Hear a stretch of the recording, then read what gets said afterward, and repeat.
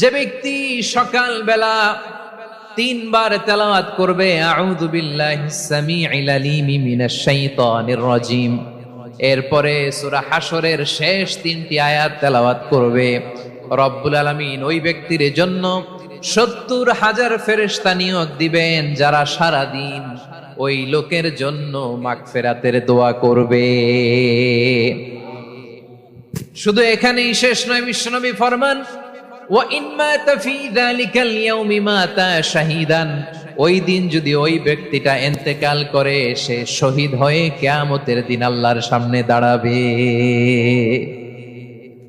সকালবেলা যদি পড়েন তিনবার আউযু বিল্লাহিস সামিউল আলিম মিনাশ শাইতানির রাজিম তিনবার পড়ে সূরা হাশরের শেষ তিন আয়াত যদি তেলাওয়াত করেন, তাহলে আপনার জন্য আল্লাহ তাআলা ৭০,০০০ ফেরেশতা নিয়োগ করবে।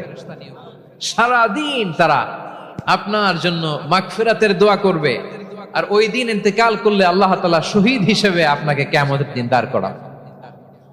সুবহানাল্লাহ, এত আস্তে। আবার সন্ধ্যাবেলায় যদি পড়েন সারা রাত